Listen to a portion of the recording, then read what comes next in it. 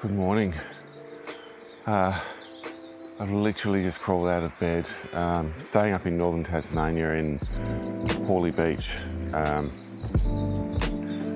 We're up here for Laura's exhibition, which starts today, but I could not resist coming across the road to this beach. Absolutely stunning. Sun's not up yet, 5:15. Tide's out, you've got these incredible rocks. I came down here last night just to have a bit of a scout around. There's a tree just off in the distance, which you can see in the video from the camera here. I was hoping that the water might be in just a little bit so I can get some movement around the rocks, but it's just beautiful. Literally just come down the steps onto the beach and this is what we've got. Plonk down the tripod, this big rock right here is my foreground element, and you can see through here there's this great separation between the headland on the other side and got this nice reflection here and then the rock.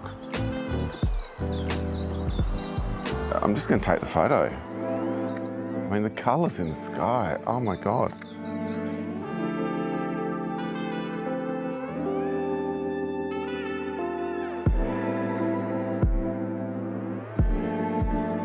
Right, you know what? That's a shot. I'm really happy with it already. I can potentially get another shot for a panorama, but I really like it. Maybe swivel it around just a little.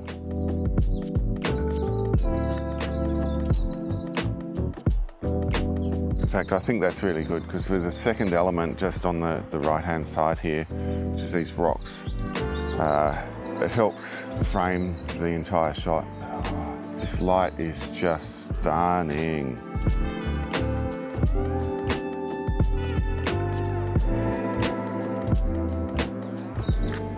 Okay, let's find another composition. Holy moly! The thing I really liked when I came down here last night was the tips of the rocks over here have got lichen on them, but it's only the tops because the water comes up quite high around here. And I wanted to get that in the sunrise. So I need to walk over into the rocks before this sun pokes its head up. It's a bit of a stark difference around here because you've got all these small rocks in amongst the boulders. It's kind of a bit like a moonscape. Yeah, I think this is the spot. Oh my goodness. Okay, sun's starting to poke up. It looks like there's a car parked right here. It's a bit of a problem. I don't know, I might have to wipe it out, but maybe I'll just leave it there. I just feel like I can point the camera anywhere and have a really good shot. What's going on? Amazing, but I want to get rid of that car, so let's zoom in. This tree here is my big feature outside of the scene at large. But because of the car, I've had to zoom in a little bit, which means I've got this distracting element on the left-hand side. I can maybe crop in and wipe out a couple of these branches that are sticking out, or I can just have the tree there. I don't think it's going to be a huge issue. It's half a second now, this light's really coming up.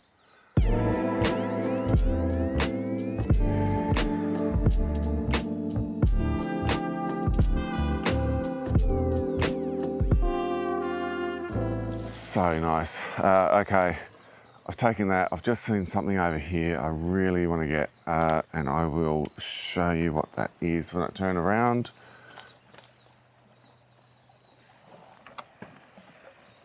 You can just see along here, there's this really nice line, beautiful element, and that sky, wow. A little bit more light, so I can get that foreground. Okay, and just give that a go. Don't want to muck about with HDRs, so I want to get the light in the sky plus some of the deeper information in the shadows. I think I've got that If not, I do have a dark and a light, and I will blend those together if necessary. That light's still coming up.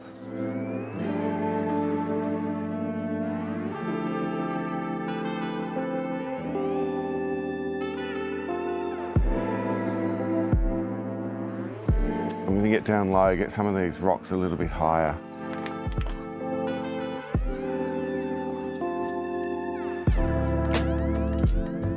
I've also got to keep in mind the tide is rising, so I need to work fairly quickly along with the sun coming up.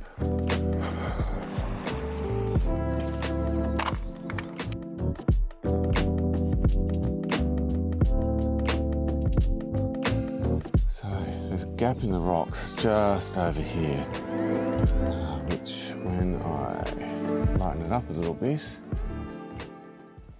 I don't know if it's really going to work. So one of the bigger problems I have this weekend is I'm not prepared, basically. I wasn't expecting to do any video here. I've been asked to document Laura's exhibition, which means I've got all my gear and the appropriate equipment to do that, not do this. And so basically what that means is I don't have my filters, and a long exposure would be absolutely beautiful here, but it is not to be.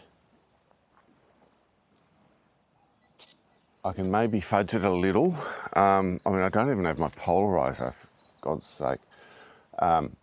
Anyway, what I'll do, I'm going to push that up to f20.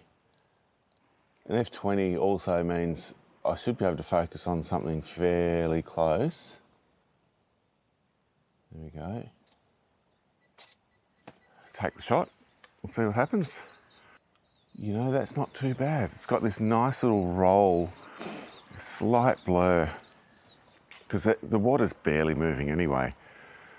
Stop that down a little bit, which means a shorter shutter speed, but I want to get, you know, the detail in those highlights.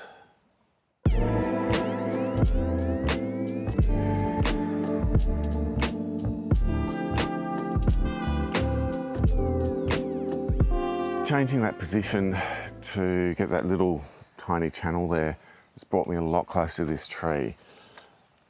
What I'm after here is this line in the rocks. I might have to bring the camera up a little bit higher. Yeah, that's much better. So yeah, I've got a lot of white space here, but that's okay. What I'm after is this line on the rocks. This is the tidal line, which is about 1.5 meters below it, maybe a little bit more. It's fascinating though, like it's such a distinct line. So the colour in the sky isn't amazing on this side. It's actually more over there where the sun's rising, but I think we can make something of it anyway. So we've got this big gap here with a tree and this tidal line and the stones down below, which I should be able to lift up in post. Let's get back to f13. I think f22 is probably a bit much.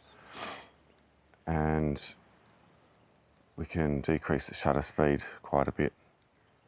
Slightly underexposed.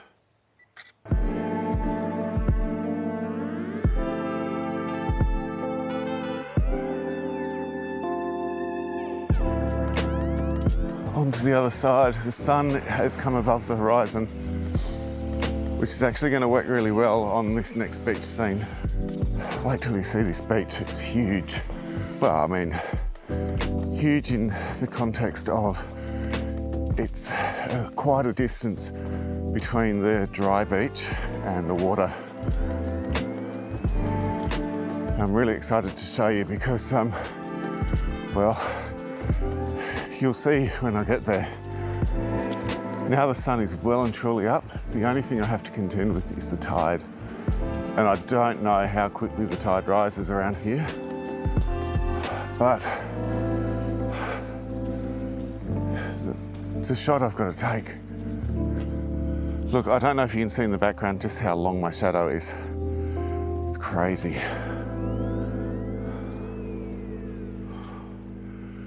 Got these rocks just off in the middle distance there before you hit the water. And then you've got the river behind, and then obviously the headland with lots of sky. There's not as much colour in the sky as I was hoping for. It's all kind of hitting me in the face now. But it might give those rocks a bit of colour if I can work it right. I need to zoom in. I don't know, I'm not really sold on this one.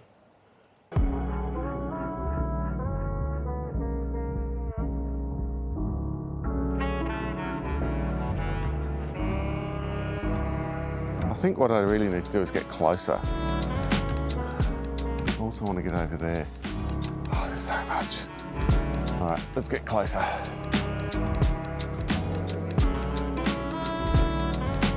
Yeah, so this is a little bit nicer, just for the foreground. The background doesn't change really, no matter where you are. You've got that hint of light on that rock right there. It's really nice, and a reflection. I don't need all the immediate foreground in focus. In fact, it might be nice with that sort of blend from out of focus to in focus. I think that would be really nice.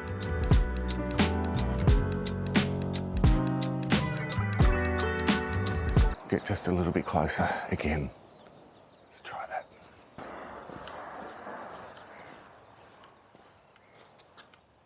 Light's starting to play havoc with me, but that's really nice. Now,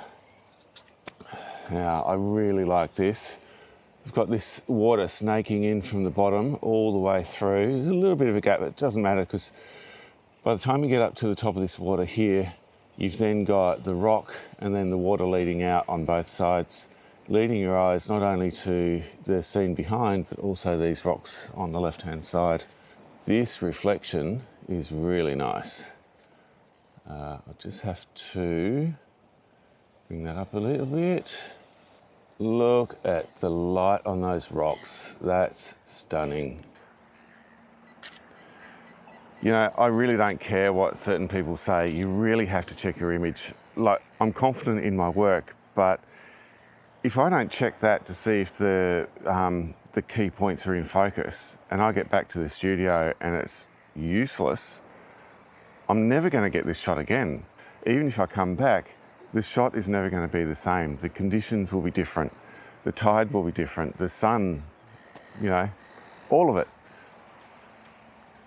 So I need to make sure I get as many photos as I can with as many focus points as I can and as many compositions as I can, because it's a non-repeatable event.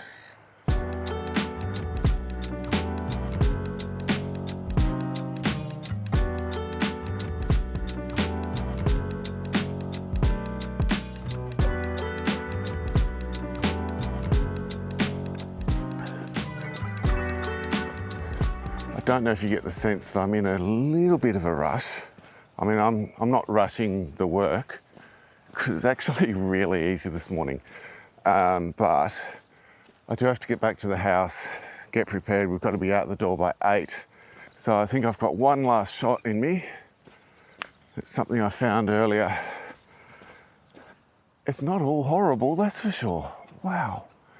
Now, I don't have my boots, and I could probably stand there, but I don't want to risk getting my feet wet.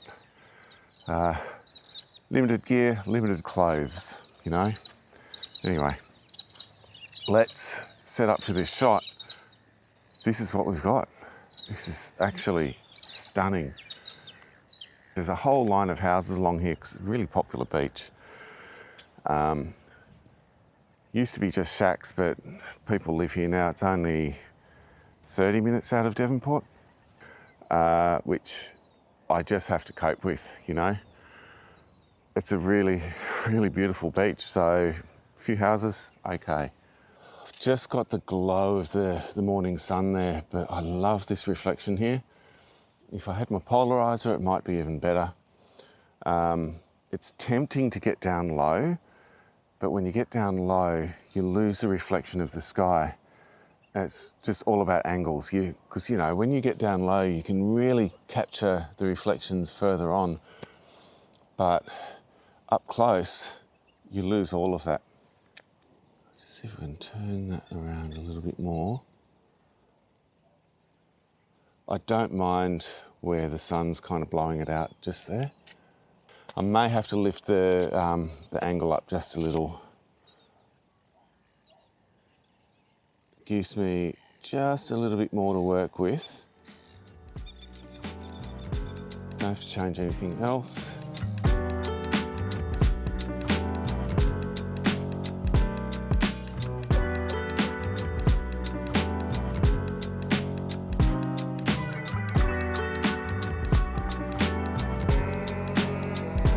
Holy moly. Well, I've got a whole bunch of photos to show you. I think I've got one more in me. I've got to find the right spot. Look, I say I've got one more photo in me, but I've got a whole bunch. But time says otherwise. What's really great is I can just keep the same settings, point the camera, line up my scene, and take the shot. I don't have a long lens, which means I've got to get closer still. I've lived in Tassie most of my life, and I'd heard how really lovely this beach was, right from back when I was at school. But I never thought to come here. I've been to Shearwater on a school camp, which is kind of 10 minutes that way. But this place, oh my goodness. It's one of those instances where you really want that, really want those sand ripples to be in focus.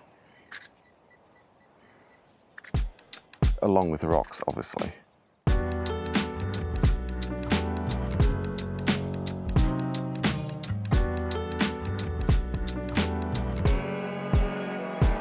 One last one, which literally means turning around and going low.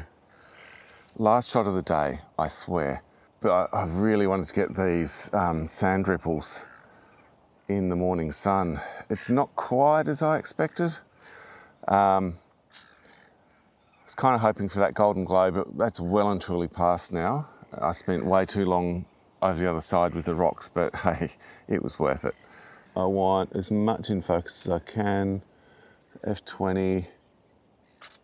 I need to get a bit more of that horizon in. I've got this tendency to shove the horizon right along the top edge. I keep forgetting you've got to give yourself more space. Always, always more space. Swing around just a smidge. Wow. Okay, and something just a little different for me. I'm going to push into the sun. Look how gorgeous that is. I'm going to stop that right down. Do a bit of manual HDR.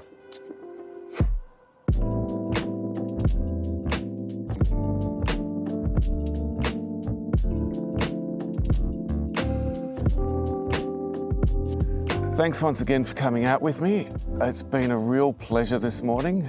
The inspiration I've had this weekend already has been incredible. I think I've got my verve coming back. So many photos. Oh my goodness, I can't wait to get back and start editing these things. These are the best moments when you don't know what you can expect. Look, I know I came down last night and had a quick look around, so I kind of knew some compositions, but I had no idea what the light would be like. As always, it's been a blast, and I'll see you on the next one.